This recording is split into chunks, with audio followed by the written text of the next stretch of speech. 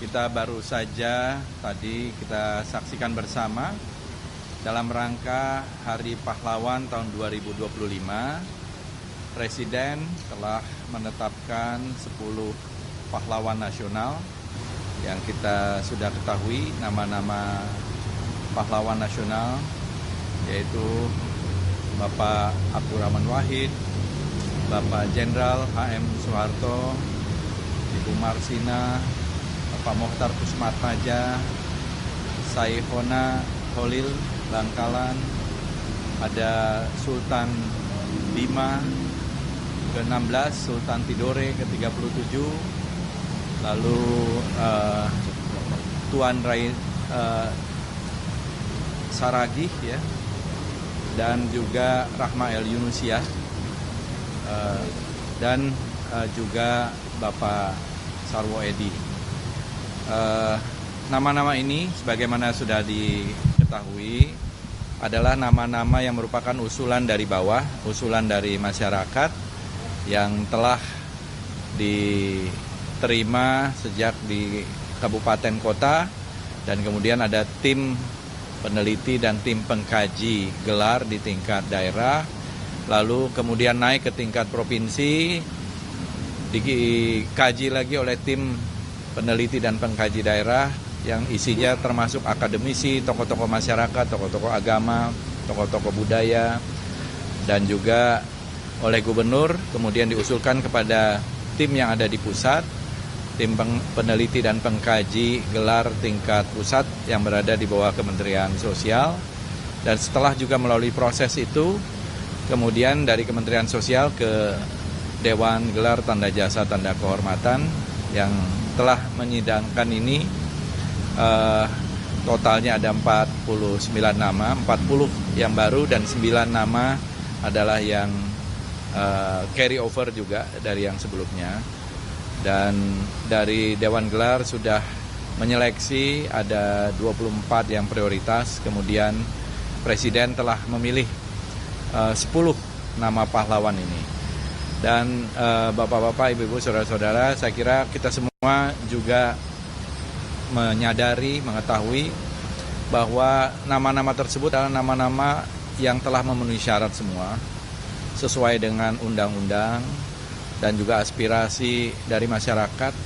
Jasa-jasa mereka itu jelas, konkret, dan juga benar-benar merupakan aspirasi yang sudah terseleksi ya, dengan tadi proses yang cukup panjang, bahkan diseminarkan, bahkan dibukukan.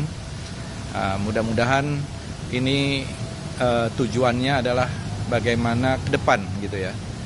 Ini jasa-jasa mereka, keteladanan mereka bisa menjadi pemberi semangat bagi kita, karena ini usulan-usulan juga dari provinsi.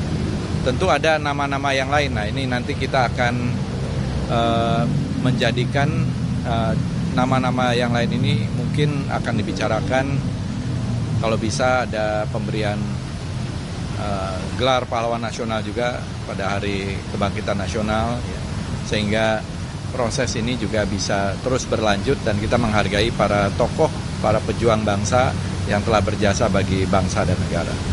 Saya kira itu. Nah, silakan.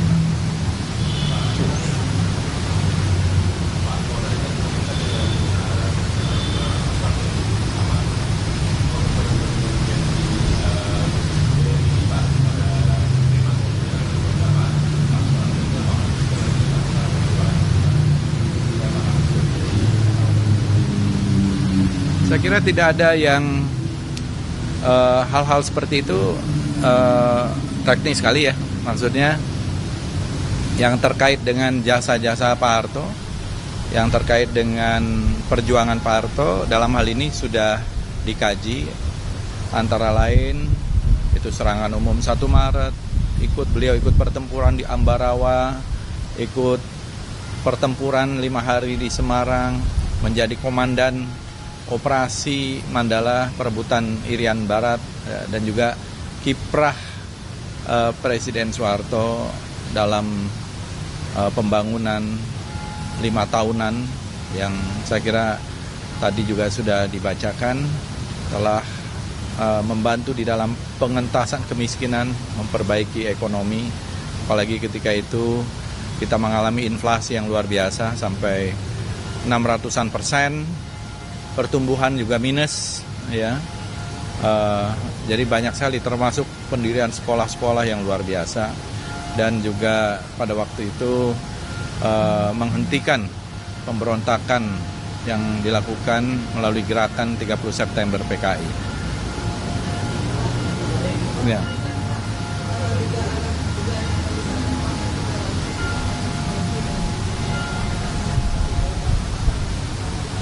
Ya tadi seperti Anda bilang kan namanya dugaan. Ya. Dugaan itu kan tidak pernah terbukti juga. Ya.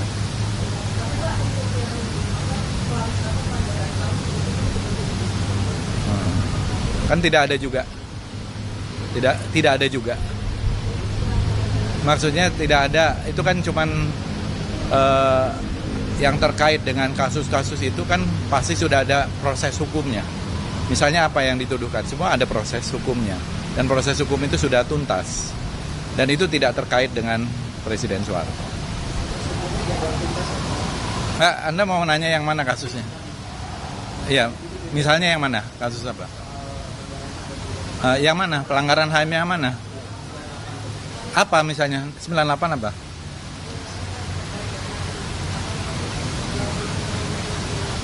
Kerusuhan Mei kan tidak ada kaitannya. Pada bagian yang mana? Nggak ada ya. Kalau soal itu saya kira sudah tidak ada masalah.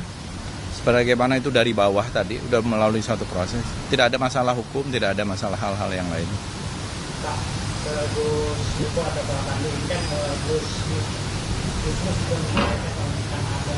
ada warga itu yang masuk dari pahlawan itu bukan warga itu atau tidak masuk sejarah itu. Nah sebab kenapa itu banyak nama itu yang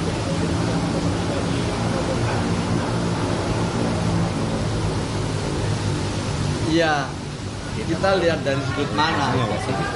Ini dulu Pak Fadli, ya. Nanti saya ulang. Kalau saya lihat kehadiran dari Ibu Sinta Nuria. Ibu Sinta Nuria kan istri Presiden Gus Dur.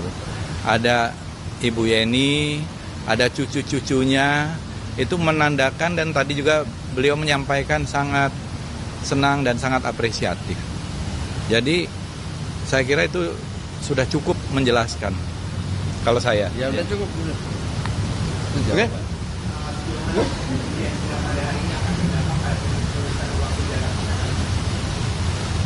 Kalau terkait dengan penulisan sejarah, sebagaimana saya sampaikan, sejarah ini kita tulis secara profesional oleh para sejarawan, oleh para ahlinya, dan tentu kita tidak ingin membolak-balikkan atau membelokkan sejarah, ya. Karena itulah kemudian ada sejarawan yang memang ahli di bidangnya.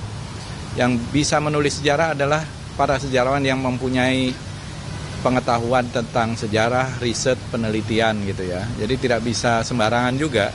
Dan itu adanya di perguruan-perguruan tinggi. Oleh karena itu, kalau yang kami lakukan di Kementerian Kebudayaan, para sejarawan dari puluhan perguruan tinggi nanti akan terus melakukan penelitian, karena memang kebetulan ada Direktorat Sejarah dan Museum.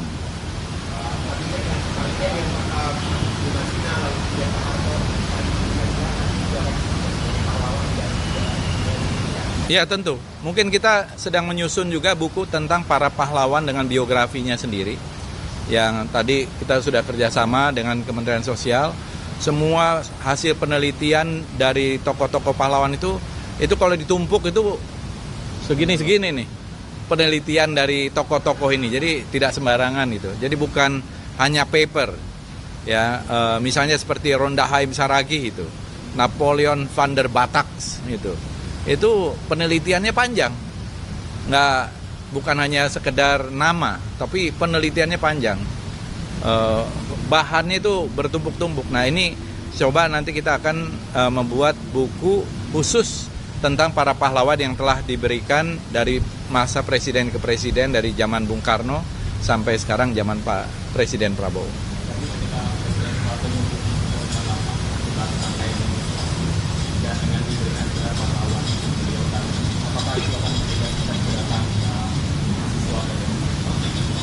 Semua sudah menjadi kenyataan sejarah ya. Jadi Pak Harto itu mengundurkan diri secara sepihak waktu itu tanggal 21 Mei tahun 1998. Dan memang ada tuntutan dari masyarakat juga, tapi Pak Harto mengundurkan diri. Itu sudah menjadi fakta-fakta sejarah. Saya kira tidak ada yang bertentangan. Kita harus menerima ini sebagai sebuah kenyataan perjalanan sejarah kita sebagai sebuah bangsa, a journey, ya, sebuah perjalanan dari sebuah bangsa. Ada pasang surut, ada fluktuasi, dan saya kira hal yang biasa. Ya, silakan.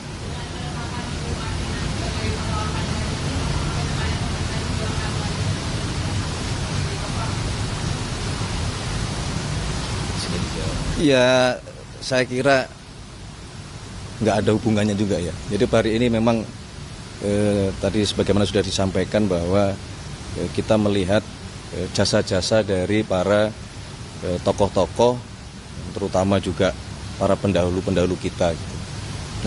Marilah sekali lagi kita belajar untuk melihat yang baik, melihat jasa-jasanya, bahwa masing-masing memiliki kekurangan sudah pasti. Gitu.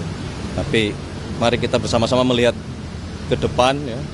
Semua generasi punya masa, semua masa ada orangnya, ada prestasi, ada kelebihan, ada kekurangan. Marilah kita belajar untuk melihat jasa dari para pendahulu-pendahulu kita. Gitu. Yuk, terima kasih ya.